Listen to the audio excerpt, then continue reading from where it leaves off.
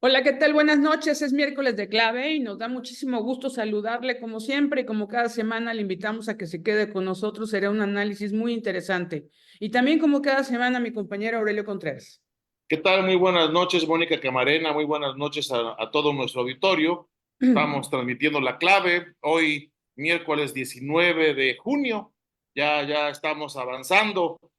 Más allá de la mitad del año se ha ido volando este periodo. Y pues con el gusto de compartir con nuestro auditorio, con las personas que semana con semana nos hacen el favor pues de acompañarnos, de sintonizarnos en esta emisión. Pues hoy queremos hablar de un tema pues que está en boca de todos, pero que no necesariamente todos entendemos en su justa magnitud, en su profundidad, en lo que implica pues esta propuesta de reforma judicial que ha presentado el gobierno saliente de la República, que pretende además que se apruebe antes de que deje el poder el actual presidente y pues que le dejaría una papa caliente a la siguiente administración. Para ello, pues hoy nos acompaña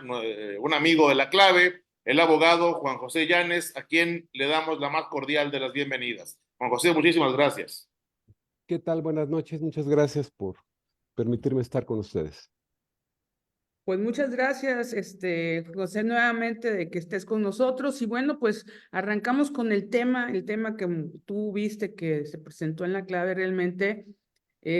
Como decía Aurelio, los mortales todavía no dimensionamos, pienso yo, ese es mi punto de vista personal, no dimensionamos el impacto, si se puede llamar así, que puede tener esta reforma del Poder Judicial, que incluye, si no me equivoco, algo así como 20 iniciativas, pero que lo que a nosotros nos importa ahorita realmente es el riesgo de perder otro poder, porque bueno, ya sabemos que el partido en el poder ganó la mayoría calificada en la Cámara de Diputados y ahora pues el Poder Judicial también en riesgo, abogado.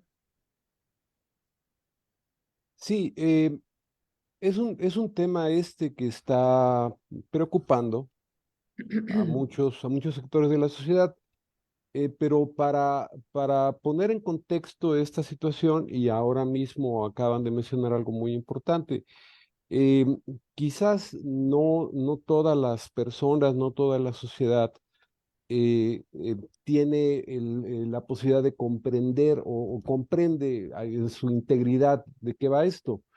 Entre otras cosas también porque no se están ocupando de explicárnoslo. Pero yo quisiera comenzar por plantear este contexto. En México, la justicia em, que debiese ser, como lo pregona la Constitución, pronta, expedita, completa, imparcial, gratuita, pues es todo menos eso. En México la justicia es mala, es un servicio malo. Eh, Al contrario, no es pronta ni expedita, es retardada, es lenta, es tediosa, es revictimizante, es corrupta, es una lata para los que tienen necesidad de acudir a ella. Cualquier persona que haya tenido que ser justiciable, esto es, demandar o ha sido demandado o denunciado o ha tenido que denunciar, que ha tenido que ser sujeto de un proceso, lo sabe perfectamente. Desde esa perspectiva, yo creo que es más que evidente que pues se necesita una reforma, se necesitan cambios. Esto no es nuevo. Esta idea de que era necesario articular cambios no se engendró ahora. Debe tener años, si no es que décadas, que se viene hablando sobre este tema. Sin embargo, aquí empieza el primer tema. Yo creo que de lo que han estado hablando eh, abogados, académicos, impartidores de justicia, etcétera, la sociedad ha sido de un cambio en el sistema de justicia en México. Y lo que se presenta es una reforma, así nos la presentan, una reforma al Poder Judicial. Para empezar, la primera duda que se nos presenta a quienes tenemos que estar involucrados en estos temas es una reforma al Poder Judicial. Bueno, ¿cuál Poder Judicial? Y aquí se presenta el primer problema, que es el que quizás menos se han ocupado de divulgar, y es el que a mí me parece más importante y más delicado. Me voy a permitir explicarlo de la manera más sencilla posible, si me lo permiten. Veámoslo así. El sistema de justicia lo podemos ver como un edificio de 3 pisos.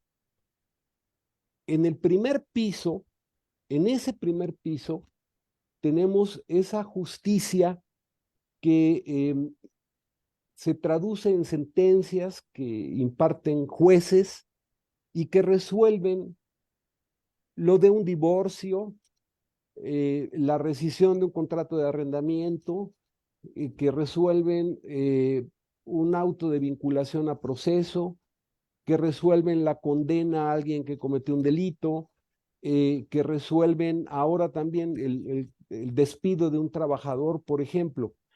Esa es una justicia que está en un primer piso. Luego tenemos un segundo piso en donde tenemos a los tribunales superiores de justicia, y en este punto, ese primer y segundo piso es la justicia local, llamémosle así, la de las entidades federativas. Ese segundo piso, con magistrados de los tribunales superiores de justicia, es el que resuelve los medios de impugnación cuando los hay en relación con las decisiones que toman los jueces en el primer piso. Punto. Ese tramo, ese primer y segundo piso en México de la justicia es lo que está fallando, es lo que nosotros los ciudadanos asociamos con la idea de algo corrupto, podrido, decadente, ineficiente, lento, tardado, oscuro, caro, inaccesible, todo eso. Hay un tercer piso. Ese piso es el control constitucional. Lo voy a exponer ahora de esta manera. En la Constitución, todos los ciudadanos, todas las personas, contamos con una colección de derechos humanos, de garantías que tenemos por el solo hecho de ser personas. De nada serviría que estuvieran en la Constitución si no existiesen mecanismos para tutelar esos derechos humanos y esas garantías. Entiéndase, derechos humanos, la vida, la libertad, el agua, el medio ambiente saludable, la salud, el que se les ocurra. Y garantías, esto es limitaciones del Estado en relación con el ciudadano. De nada serviría que estuvieran ahí. Desde el siglo XIX, un jurista muy conspicuo, que fue Manuel Crescencio Rejón, cuando coadyuva en la elaboración de la Constitución de Yucatán, que nunca entra en vigor porque Yucatán finalmente no se separa de la República Mexicana como era su intención, se le ocurre un mecanismo para poder hacer válidos esos derechos humanos que todavía no se llamaban así, pero ya estaban en el imaginario. Esas garantías, esos límites que tiene el Estado frente a las personas. Y lo llamó amparo. Me refiero a Manuel Crescencio Rejón. Esa idea se va consolidando. El constituyente en 1857 define que a quien se le debía entregar la tarea de tutelar los derechos humanos a través de un mecanismo judicializado, como es el juicio de amparo, es al Poder Judicial Federal, y definió que el Poder Judicial Federal se haga cargo de eso. Desde entonces, y estoy hablando desde tiempos de los liberales que tanto se pregonan ahora, se decidió que el Poder Judicial Federal fuera el encargado de tutelar a través de medios, se llaman medios de control constitucional, ante probables violaciones a derechos humanos que la autoridad puede cometer a través de actos, a través de omisiones o a través de normas. Y es así como se puede concretar de alguna forma esa perspectiva que de manera muy elocuente Manuel Crescencio Rejón retoma en el juicio de amparo, que es eso que Morelos dijo cuando estableció el primer tribunal independiente de América en Ario de Rosales, Michoacán, que todo el que se queje con justicia, que tenga un tribunal que lo ampare y lo proteja contra el arbitrario. Me decía algún maestro en la facultad hace muchísimos años que cada sentencia de amparos pretende ser un homenaje a Morelos. Bueno, esa es la idea, vamos. Retomo lo que decía, ese es el tercer piso, el control constitucional. Ahora, el señor presidente de la República, no desde este sexenio, sino desde hace muchísimo tiempo ya, ha tenido muchas colisiones con el Poder Judicial Federal. Se colisiona con el Poder Judicial Federal cuando en el 2004 tiene ahí un tema de que decide que no va a acatar una decisión de los tribunales federales en torno de una suspensión, lo cual escala, llega primero hasta un tribunal colegiado de circuito que determina que sí estaba en aquel momento el jefe de gobierno del Distrito Federal violentando una suspensión en materia de amparo. Es curioso, nada más como nota al pie, esa decisión la toma el Tribunal Colegiado de Circuito por mayoría, porque el que vota en contra de esa idea de que Andrés Manuel López Obrador estaba violando una suspensión fue Alberto Pérez Dayán, que ahora se convirtió en un monstruo. Pero bueno, él dijo no está violando una suspensión. Bueno, eso conduce a ese desafuero que padece Andrés Manuel López Obrador y que lo colisiona en primer lugar con el Poder Judicial Federal. Luego, en el 2006, él eleva hacia los tribunales electorales federales del Poder Judicial Federal su inconformidad en torno del resultado de la elección, y los tribunales federales no le dan la razón.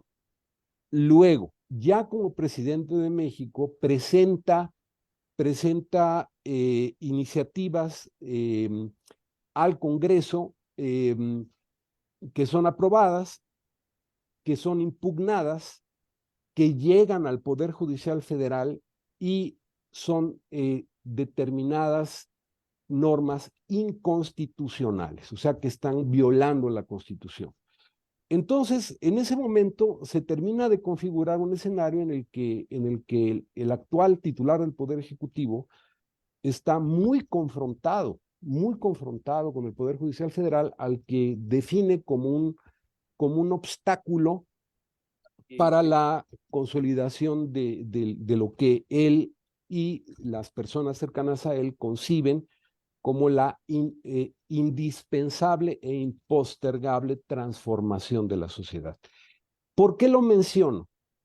porque daría la impresión en una primera vista que no es tanto la preocupación por componer esa justicia que en México está mal y que se traduce, por ejemplo, en un 95% de impunidad.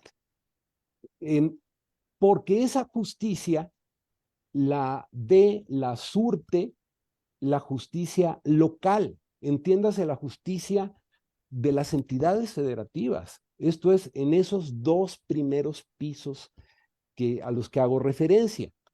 Ahora, la Suprema Corte de Justicia se llama Suprema Corte de Justicia porque, bueno, pues así le pusimos desde el siglo XIX, pero su tarea fundamental es el control constitucional.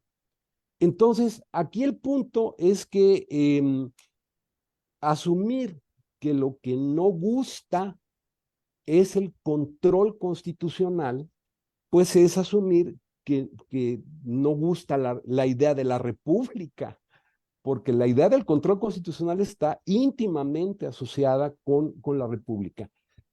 Hay otra forma de verlo también, que lo he estado pensando. Imaginemos una trimoto. A ti te deben gustar, Aurelio, creo, las motocicletas. Me gustan, pero no me subo mucho a ellas. No te sé, bueno, una moto con 3 llantas en las cuales dos están ponchadas, rotas, y una está un poquito desinflada. Entonces, bueno, si lo que necesitas es andar en la moto, pues inflas la tercera llanta que está medio desinflada, ¿no? Aquí lo que se está proponiendo es justamente quitar la llanta que sí sirve, porque lo menos malo, veámoslo así, ojo, lo menos malo en México en materia de justicia es la justicia constitucional.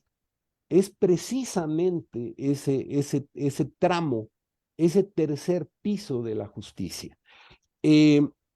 Ahora, en el pasado reciente se publica un texto que a mí me parece muy elocuente, que se titula Análisis técnico de las 20 iniciativas de reformas constitucionales y legales presentadas por el presidente de la República. Este texto, con ese título larguísimo, lo publica el Instituto de Investigaciones Jurídicas de la UNAM. Enfatizo que lo publica la UNAM. En lo personal, yo sigo pensando que la UNAM es una institución académica seria. Me parece atendible lo que tenga que decir. Esta obra la coordinan Sergio López Ayllón, José de Jesús Orozco Enríquez, Pedro Salazar Ugarte y Diego Valadez, entre otros. Hay unos textos en esta obra que tratan sobre esta temática, la de la reforma al Poder Judicial Federal, que escriben César Iván Astudillo Reyes y Javier Martín Reyes. Y en realidad, desde mi muy modesto punto de vista, creo que es la versión más acabada de lo que puede, desde una perspectiva técnico, jurídico, académica, opinarse sobre estas propuestas. Son 20 reformas. Algunas pudieran ser, no creo que la palabra correcta sea inocua, porque ninguna modificación a la Constitución lo es, pero de manera particular la así llamada reforma judicial, se torna delicado. El texto que publica la UNAM, que me parece muy bueno, me parece bastante comprensible además, pues hace 2 días fue dramáticamente descalificado también a la voz de que la UNAM eso es algo que yo no entiendo, ojalá alguien me lo pueda explicar, se había vuelto de derecha, se había vuelto conservadora, se había disociado del pueblo y no sé cuántas cosas más. Sin embargo, es una voz que habría que atender. El punto más delicado, creo yo, de la propuesta de reforma es el método de selección de los operadores del sistema de justicia. Entiéndase, jueces, magistrados y ministros. Esto es a través del voto popular, y es aquí, digo yo, donde empieza a circular información que no va. ¿Cuál? Por ejemplo, nos dicen, la elección de jueces ya se hace en otros lados, en Estados Unidos, por ejemplo. Y sí es cierto, pero jueces del primer piso y del segundo piso. En ningún país, salvo Bolivia, el control constitucional, que es increíblemente delicado, increíblemente técnico, está encomendado a personas electas en elección directas. Segundo punto, que no me parece acertado que se falsee este dato. Los ministros de la Corte, como los magistrados de los tribunales superiores de justicia de las entidades federativas, son funcionarios de elección popular indirecta, porque a los ministros los elige el Senado, a los magistrados los congresos de los estados. Eso les da el carácter de funcionarios de elección popular, no directa. El control constitucional en Estados Unidos, por ejemplo, está en manos de una Suprema Corte integrada por ministros que son electos exactamente igual que en México hasta ahora, a propuesta del presidente y ratificados por el aparato legislativo. Así ha venido funcionando desde hace muchísimo tiempo, pero esa parte es la que muchos advertimos que es la que ha estado funcionando, o sea, presentarla como podrida, como corrupta, y meter en la misma vasija los problemas que se presentan en la justicia cotidiana y que duelen tanto a los ciudadanos, y achacárselos a la Suprema Corte de Justicia es absolutamente un despropósito. Ahora, democratizar la justicia, que ese es otro argumento. Es decir, la justicia debe estar en manos del pueblo, debe estar en manos de la sociedad. Todos podemos estar de acuerdo con eso. Pero, por ejemplo, yo creo que, no hay un ejemplo de justicia más democrática, si es que se le quiere llamar así a ese tipo de justicia, que la que, por ejemplo, en Estados Unidos se imparte a través de jurados, ¿no? Ahí sí es el pueblo el que decide. Tan es así que los juicios son the people versus no sé quién. Y quien juzga y quien falla y quien define es la sociedad a través de jurados. El juez no es más que un conductor del proceso, ¿no? Entonces, con todo ello, pareciera ser que lo que queda claro es que no es tanto el interés por corregir aquella parte de la justicia que sí decididamente está mal, sino quitar esa parte del sistema de justicia que tiene que ver con el control constitucional y que simple y sencillamente desde hace 20 años tiene enojado por lo que ya comenté al señor presidente de la República. Creo que, grosso modo, ese es el que puede ser el panorama. Ahora, termino con esto. No soy muy optimista. Muchos no somos muy optimistas porque, ojo, esto que estoy comentando yo ahora mismo, pues coincide básicamente con lo que presenta este estudio de la UNAM, con lo que han dicho muchísimos, ya muchísimos especialistas en la materia, yo no lo soy, pero queda claro que es por ahí donde debe cursar la reflexión. Sin embargo, cada día que transcurre, lo que recibimos como sociedad es el anuncio de una inflexibilidad para este tema. El presidente usó una palabra que es: en ese punto somos irreductibles, dijo. Esto es, se van a elegir ministros, ¿verdad? Me da la impresión de que a lo mejor pudo haber elegido otra vía, que es en algún momento, pues amanecer y a través de un decretazo declarar la desaparición de la corte, ¿no? Sin embargo, bueno, elige una ruta más sofisticada que pretende ser legitimada a través de un supuesto, yo insisto, supuesto mandato y clamor popular. Pero, ¿cómo lo están definiendo? Preguntándole a la gente: oiga, ¿a usted le gusta cómo se imparte justicia en México? Pues nadie va a contestar que sí. Todo el mundo va a decir: no, me parece una porquería. ¿Usted quiere que se acabe la corrupción? Pues ¿quién va a contestar que no? O sea, ahí creo que también hay una pequeña trampita. Ahora, la percepción que se pretende generar de que quienes tienen algo que opinar y algo que decir en relación con esta cuestión, la idea que se pretende impregnar en la sociedad en el sentido de que quienes no estén incondicionalmente de acuerdo y le brinden una aceptación acrítica a esto, es porque son corruptos, son tontos, son conservadores o el epíteto que se les ocurra. Bueno, pues simplemente bloquea la posibilidad de diálogo.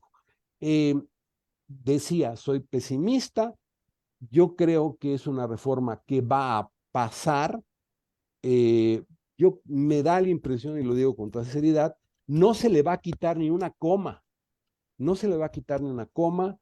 Se va a presentar la posibilidad de que eso ya en algún momento, creo que lo dijo el presidente, los actuales ministros van a poder competir. Bueno, pues, ojo, este programa va a quedar grabado, véanlo dentro de algún tiempo, de este momento lo digo. Ya hay dos personas que van a ser electas ministras para ese nuevo modelo, y son Lenia Batres y son Yasmín Esquivel. Ellas dos van a repetir ahí.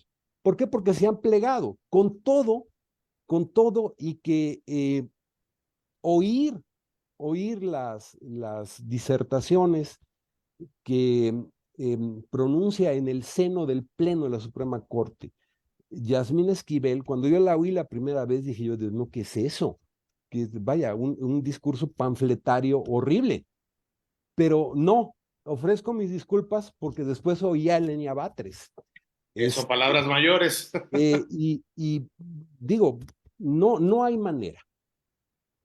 En la mañana que estaba en los tribunales, los abogados, ya en plan de broma, dicen: oye, te vas a postular, ¿no? Nos estamos diciendo unos a otros: postúlate, ¿no? Pero muy en serio, uno piensa, bueno, ¿qué podría uno ofrecerle a los ciudadanos para que voten por uno? Bueno, pues un conocimiento enciclopédico de la ley, por supuesto. Ese se puede medir objetivamente. Hay concursos de oposición. Probidad, bueno, eso también se puede medir en la medida en que no se tengan cadáveres en el closet, que no se tengan actos de corrupción atrás. Se puede medir todo eso. El punto es que democratizar el sistema de justicia, como tantas cosas que se tienen que democratizar en México, yo creo que está más asociado con la idea del acceso.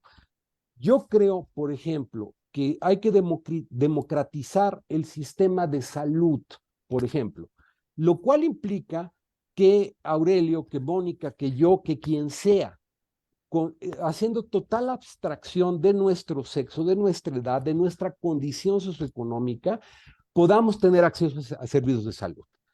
Democratizarlo no implica que vayamos a elegir por esa vía, por la vía de la elección directa, al médico que va a definir si a Aurelio le van a dar paracetamol o ibuprofeno. O peor, que vamos a votar para ver si le damos a Aurelio paracetamol o ibuprofeno, ¿no? Democratizar la justicia implica, desde mi punto de vista, que se cumplan los propósitos que no hay que inventar, que ya están en la Constitución. ¿Qué habría que mover quizás? Bueno, habría que repensar el Consejo de la Judicatura, por ejemplo, los consejos de la Judicatura que se inventan a partir de la reforma del 94 y que se vuelven órganos de administración, gerenciales, también disciplinarios, pero no terminan de quedar. Desde hace tiempo ya se ha presentado la perspectiva de que el hecho de que los presidentes de los Tribunales Superiores de Justicia y el presidente de la Suprema Corte sean al mismo tiempo presidente del Consejo de la Judicatura es una torpeza. Habría que darle mayor independencia a esos órganos, que se vuelvan órganos sobre todo disciplinarios, y en ese sentido sí podría yo coincidir con esa parte de la reforma. Habría que presentar un mayor rigor para la sanción en casos de corrupción dentro del Poder Judicial. Y sí, yo estaría de acuerdo, a cualquier operador del sistema de justicia que se corrompa, por mí que lo guillotinen, vaya, con toda la severidad del mundo. Pero la perspectiva de hacer de la justicia algo politizado al punto de soplarnos campañas, ver qué cosa va a salir de eso, nos va a costar dinero a los mexicanos también. El dinero que se van a quemar en la elección, porque se está hablando de que las organice el INE o alguna cosa así. Bueno, pues mejor hagan más tribunales, mejor hagan más juzgados, dignifiquen los que están. Total, ya tenemos claro que los que van a resultar electos, ya está la lista, ya está la lista. O sea, yo no como ciudadano, no voy a comprar la perspectiva de que yo voy a decidir quién me va a impartir justicia. Ahora, si me preguntan quién quiero como ciudadano que me imparta justicia, uno, quiero una persona que tenga un conocimiento enciclopédico del derecho. Dos, quiero una persona que sea absolutamente independiente, desvinculada en todo sentido de cualquier poder o interés. Y tres, una persona que dé garantía de imparcialidad y probidad. Y si comete un pecado, que lo fusilen. Así de simple, ¿no? Entonces, bueno, temo que ese ejercicio que se va a emprender de vamos a escuchar, a ver quiénes tienen que decir algo, etcétera, pues si ya hay puntos que son irreductibles, ¿no? Pues digo, pues ya, para que me preguntan, ¿no?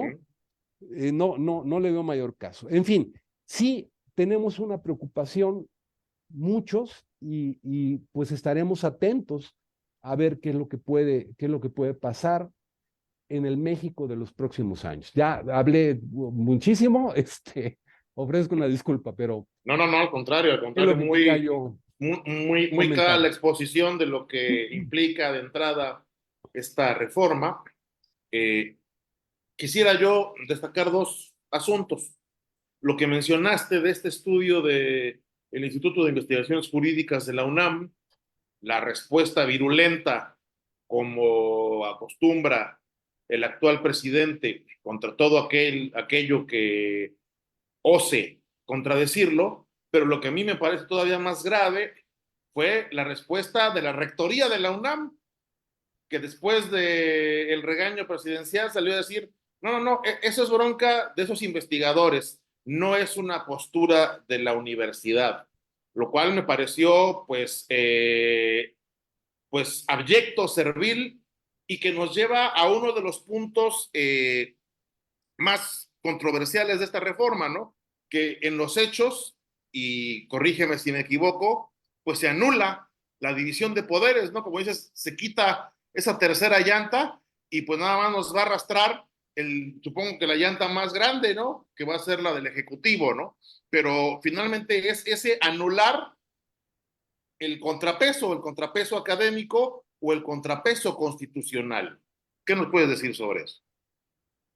Mira, la idea, fíjate que la idea de la división de poderes, yo creo que desde que se la imaginó en algún momento y la escribió y la desarrolló Montesquieu, bueno, pues también inspirado en lo que escribió muchos años atrás Platón, pues está asociado a la idea de que, ojo, es eso versus el absolutismo. Más bien yo lo vería desde esta perspectiva. O sea, yo no creo que haya en el mundo una democracia que cobre la figura de una república con división de poderes que sea perfecta. Eso, digo, me queda claro. Sin embargo, si me lo preguntas, yo creo que lo que mejor se contrapone a la idea del absolutismo, pues es la república, ¿no? Y esa república exige que tengamos tres poderes, algunos especialistas en la materia, eso también hay que decirlo, los abogados no somos especialistas en la ciencia política, ni los especialistas en ciencia política son abogados. Pero algún politólogo me explicaba, mira, está pensado así, un poder ejecutivo que ve el presente, un poder legislativo que ve el futuro, porque las leyes son para el futuro, y un poder judicial que examina el pasado. Esto es lo que ya pasó y lo tiene que juzgar. Poderes que se contrapesen, que se equilibren, que, ojo, no que se coaccionen entre sí, sino que con un interés superior, que es la preservación del Estado, pues logren hacerle caminar en un solo sentido. Esta perspectiva de preservación del Estado en la forma en la que trabajosamente pudimos conseguirla en México. O sea, la República se termina de fraguar después de dos imperios, después de una guerra de independencia, después de una cantidad de violencia impresionante, se erosiona durante las dictaduras que hubo, y finalmente pareciera ser que agarra un cierto ritmo después de la revolución para padecer después otra dictadura, que fue la del partido hegemónico, en su momento el PRI, que tanto daño le hizo a México. Eso también hay que decirlo.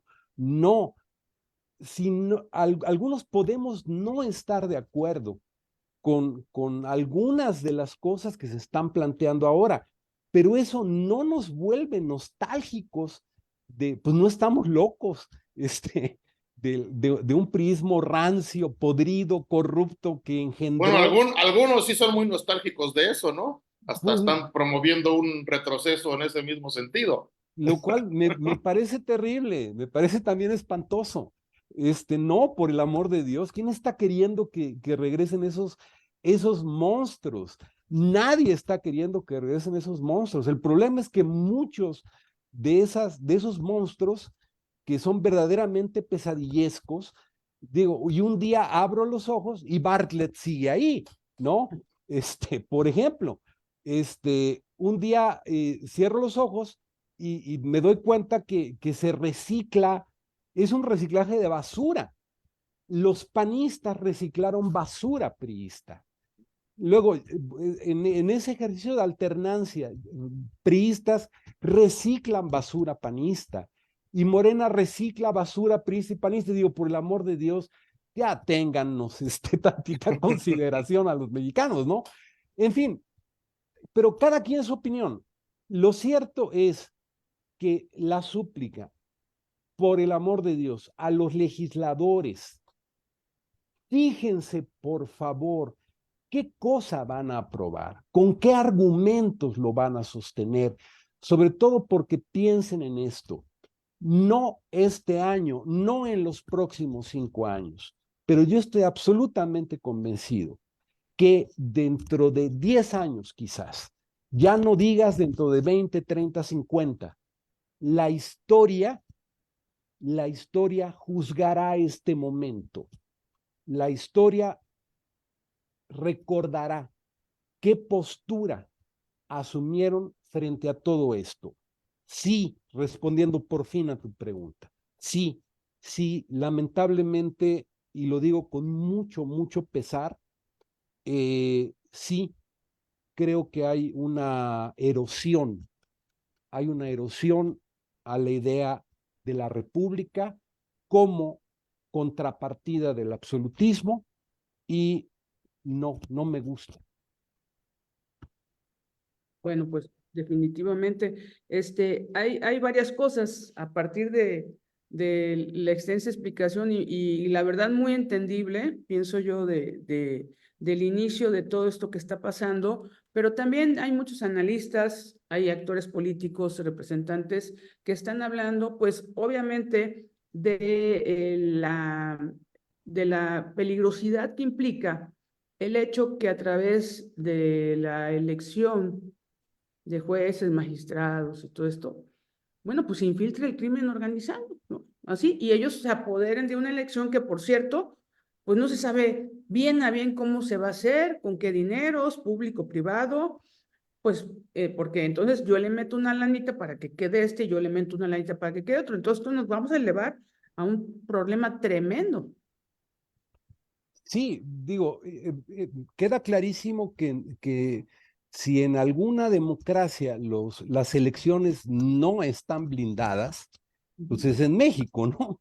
O sea, y eso, olvídense, lo hemos vivido y padecido ya desde hace un ratito. Es más, apuntaré, yo creo que desde el fallido Calderonato en ese sentido, que no pudo controlar la inseguridad, que nada más lo único que hizo fue como tratar de extirpar un cáncer y lo único que hizo fue hacer una metástasis. Desde entonces, bueno, el crimen se ha vuelto un poder fáctico, en algunos casos determinante de muchas cosas en México. Y bueno, no sé en qué medida es esta innovación pues coloque en un estatus de riesgo algo que es tan sensible y tan delicado como la impartición de justicia. Pero hay más cosas, todavía más cosas. Yo insisto, ¿quién quieres que te trate, por ejemplo, una enfermedad? ¿Un médico electo popularmente o un médico que fue sometido a exámenes de oposición y de toda índole que permitan presentarte credenciales que garanticen que vas a recibir el mejor tratamiento posible? Entonces, bueno, pues en esa exceso, pues bueno, pues lo que sigue es y pediría, sí, permítanme votar por los quienes van a ser los cardiólogos en México, por ejemplo, ¿no? Sí, claro. Y ya yo quiero opinar, ¿no? Pero vamos a verlo así. Yo no, no me siento una persona simpática, eso me queda clarísimo. Conozco un poquito de la materia jurídica, quizás un poquito más que muchas otras personas, porque de esto vivo. Pero a lo que voy es que si yo compito en una elección para un cargo de impartición de justicia, no sé, con Faisy o con, no sé, qué comediante se te ocurre, pero Platanito. con Platanito, pues ándale, o con algún Mascabrother, me queda claro que voy a perder. Hoy estaba yo leyendo hace un rato, dice Monreal, va a haber filtros. ¿Cuáles filtros? ¿Cuáles filtros va a haber? En fin, si pusieron un filtro, por ejemplo, para proponer a una persona que llegase a la Suprema Corte, y esa persona, por ejemplo, fue Lenia Batres, que sí, perdón, no, estoy en disposición de discutirlo. Sí. No me gusta lo que está haciendo, no me gusta lo que dice, no me gusta lo que falla, no me gusta lo que está haciendo como ministra. Me pesa más todavía porque uno como abogado uno lleva a tribunales a personas lastimadas, para encontrar eso que está impartiendo justicia. Me decía una colega mía, mujer, que a ella le pesa más todavía, porque dice, bueno, ¿dónde quedamos? ¿Cómo han padecido las mujeres para poder desarrollarse en cualquier ámbito de las profesiones? Y, y en el derecho todavía más, porque era una profesión, hasta hace 40 años, era una profesión de varones, ¿no? Y se han abierto paso de manera inteligente, de manera decidida, de manera valiente.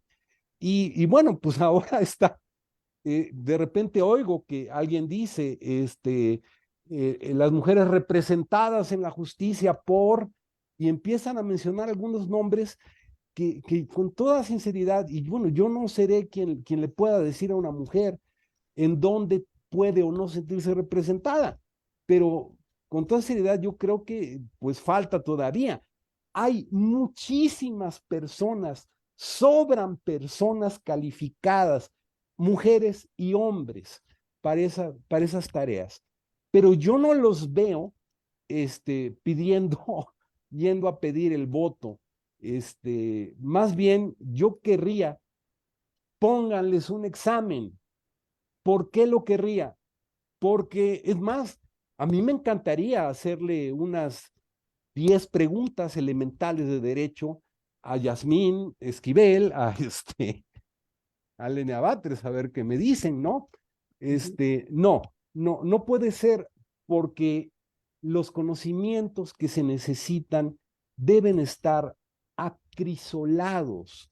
No los da la inspiración, no los da el sentido de justicia del que hablaba en un despropósito terrible este señor Mier, cuando era coordinador en la Cámara de Diputados, cuando pasan esa iniciativa terriblemente inconstitucional que proponía prorrogar la presidencia de Arturo Saldívar, bueno, el que dice, hey, no, porque viola la Constitución, es Porfirio Muñoz Ledo, de Morena, y el que lo confronta es el coordinador de la bancada de su partido, Ignacio Mier, y lo que le dice es: un verdadero revolucionario entre lo legal y lo justo prefiere quedarse con lo justo. Y bueno, pues el problema es que lo justo puede ser muy subjetivo, lo legal no lo es. Entonces, bueno, señores diputados, señores senadores, piensen en esto. Dentro de 10, 20, 30 años, la historia los va a juzgar. No hagan un papel para la historia, no hagan un voto irreflexivo, deliberen, permitan que todas las voces se abran. Yo quisiera recordar, Aurelio, si me lo permites, lo que comentamos hace un rato, que me hiciste el inmenso favor de invitarme. Yo lo que le comenté a Aurelio es, deberías permitir que se incorpore alguien que tenga una idea distinta, que, que diga, sí, está bien la reforma y que presente argumentos. Yo estoy muy deseoso de escuchar esos argumentos y si me convencen, puedo decir que seré el primer promotor de esa idea. Pero hasta ahorita no he escuchado nada más que el pueblo nos dio un mandato, es lo que quiere el pueblo, es lo que el pueblo nos ordenó, el pueblo nos dio Tenemos todo. la mayoría. Pues eso no es un argumento, ¿no? Entonces, no, pues eso no es un argumento. Sí, sí, Entonces, sí. bueno, estamos en ayuno de eso. Ojalá esto no termine mal, vaya. Lo digo con toda sinceridad y con todo respeto. Y en ese sentido yo también me manifiesto igual de pesimista. Y bueno, yo creo que el filtro al que se refería Monreal es el filtro de la lealtad Ujú. al régimen, ¿no? Finalmente eso es lo que van a medir. Ese es lo que hemos visto que está como trasfondo de esta reforma, ¿no? Aplastar a un poder que pues se ha manifestado en su papel de controlar las ilegalidades que se han aprobado este sexenio en el Congreso de la Unión, ¿no? Y retomo algo que mencionaste al principio, que en realidad esta no pretende ser una reforma al sistema judicial, porque hasta menos hasta donde yo he visto, no toca en ningún momento el papel de las fiscalías, que es en donde está el verdadero problema. ¿Por qué les tumban los casos? ¿Por qué liberan a presuntos delincuentes? Porque las fiscalías hacen un pésimo trabajo. O no sé qué piensas tú. Mira, fíjate que, por ejemplo, el anhelo de una procuración de justicia autónoma, desde que yo empecé a estudiar en 1990, ya se planteaba como un anhelo. Había voces que opinaban a favor, voces que opinaban en contra, se discutía, se veía lejano, se veía improbable. Finalmente se va construyendo esa autonomía y ¿qué tan mal ha cursado esa cuestión? Veracruz, verbigracia. Veracruz, desde que es autónoma la fiscalía, ha tenido 3 fiscales. Nada más con esto concluyo esta parte. Los 2 primeros fueron a dar a la cárcel, ¿va? Entonces, bueno, tuvimos la Procuración de Justicia en su fase autónoma en manos de personas que a la postre la propia fiscalía consideró que habían infringido la ley. Va. Y bueno, hay deficiencias, por supuesto, pero ojo, creo que este tema tiene que ser abordado también de manera interdisciplinaria. Sí, por supuesto, hay que escuchar a todas las voces.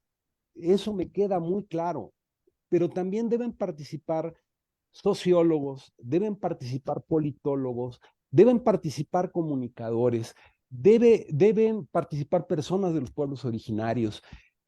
Por ejemplo, eh, en Chiapas, en algún momento fueron activos los juicios por jurados, ¿no? O sea, esto tampoco es un invento extraño, ¿no? Ujú.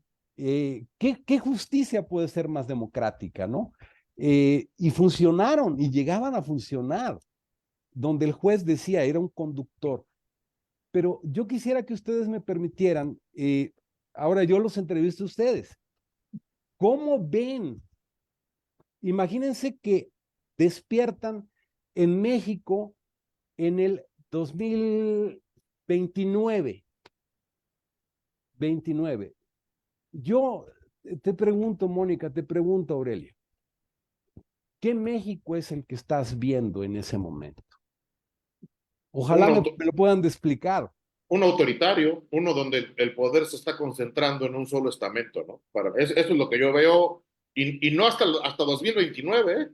Desde antes. Y yo coincido con la opinión de un golpe de Estado, como lo quieras ver, terso, suave, antidemocrático, o sea, con todas la crítica que puede conllevar, el golpe de Estado es absolutamente eso, un golpe de Estado. Fíjate que yo no le permitiría bajo ninguna circunstancia a un politólogo que me intentara definir un medio de control constitucional, ¿no? Por lo mismo, y con un sentido de respeto absoluto, yo no me atrevería a definir qué es un golpe de Estado, suave, blando, semiduro, duro, no, no sé. Me puse a buscar algo porque una magistrada, por cierto, hija de Olga Sánchez Cordero, mencionó ese término, esas tres palabras que juntas nos ponen a temblar a muchos y que no, es un escenario en el que yo no quiero seguir exentado y quiero que mi hijo no lo tenga, que mi hijo no lo viva.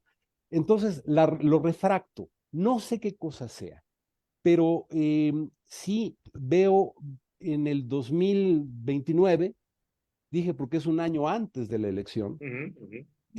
sí creo que quizás esté un poquito erosionada la división de poderes y la idea de pesos y contrapesos.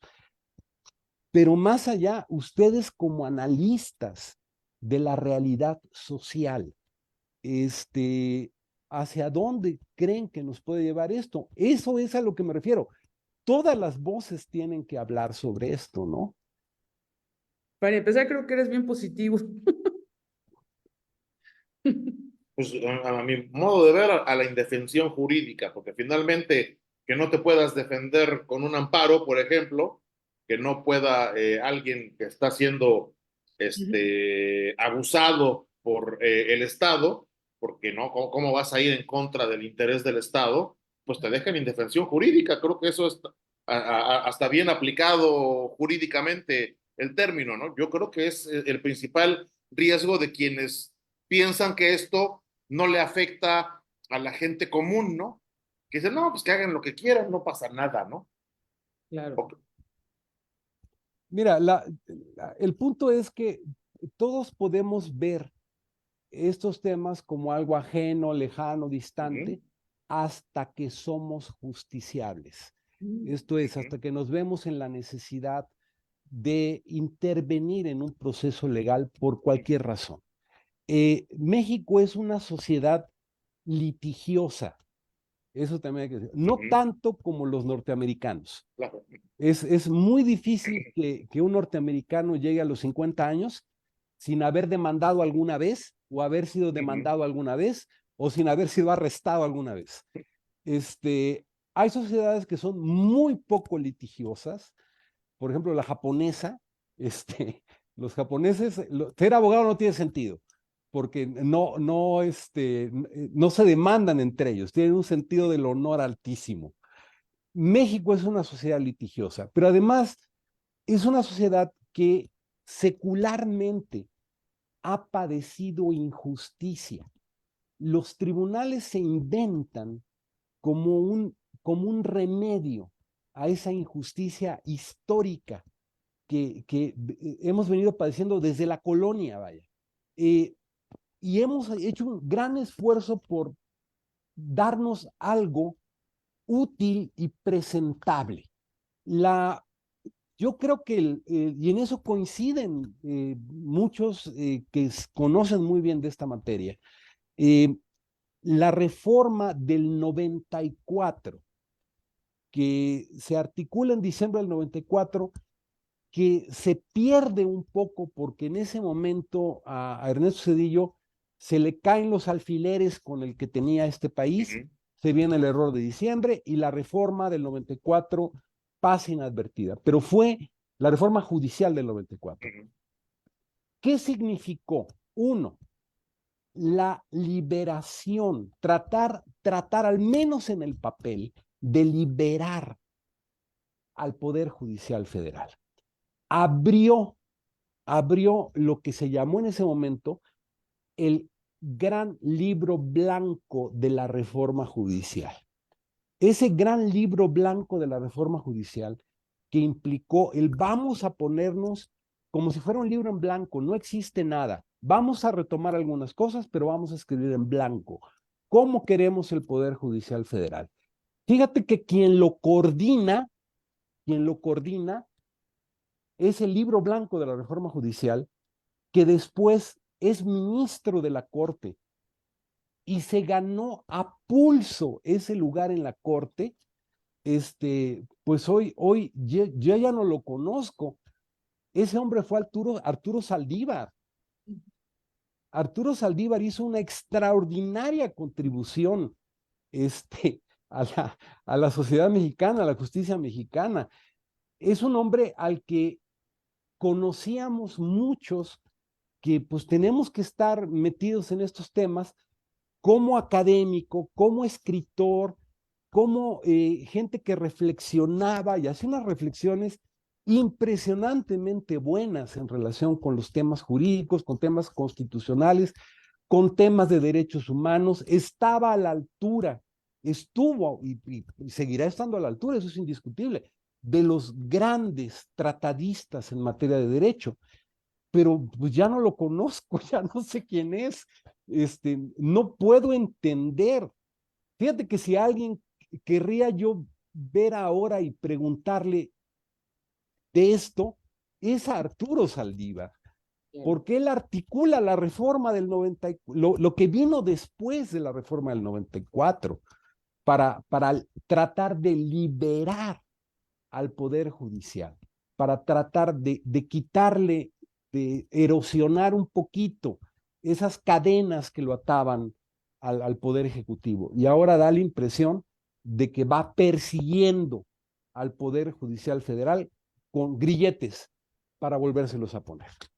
Él es el articulador de esta reforma, entre otras cosas, ¿no? Entonces, sí, el que le quitó las cadenas se las quiere volver a poner, ¿no? Sí es. Lo que hace la ambición.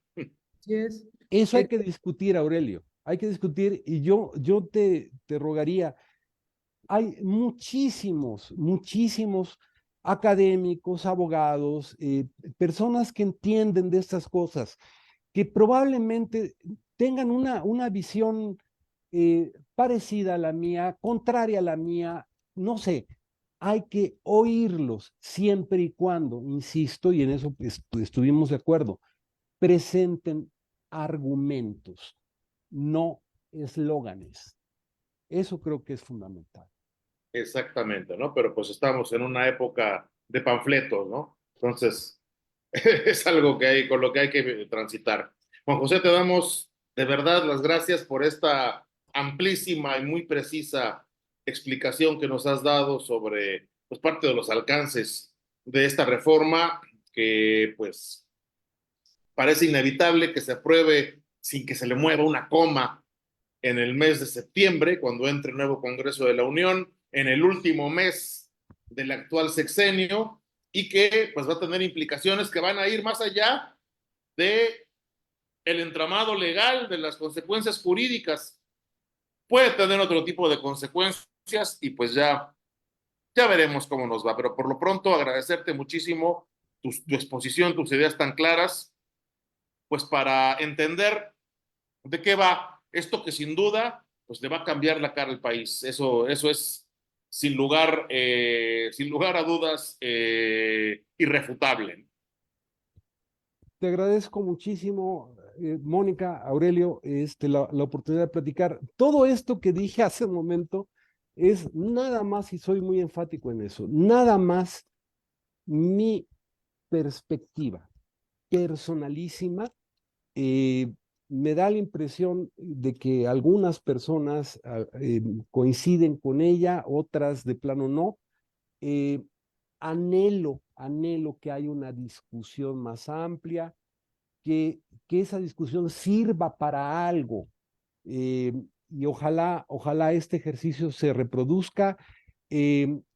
Invito a las personas, a tu auditorio, a los abogados, a la sociedad, a que no asuman un papel testimonial. Digan, hablen, comenten, reflexionen, y traten, por supuesto, de obtener la mayor cantidad de información posible. Y solamente así creo que podemos crecer como sociedad. Los felicito de todo corazón y toda mi gratitud infinita por permitirme participar en este ejercicio. Gracias, de verdad. Los agradecidos somos nosotros. Muchas gracias, Juan José. Y muchas gracias a nuestro auditorio. Esto fue La Clave. Hasta pronto.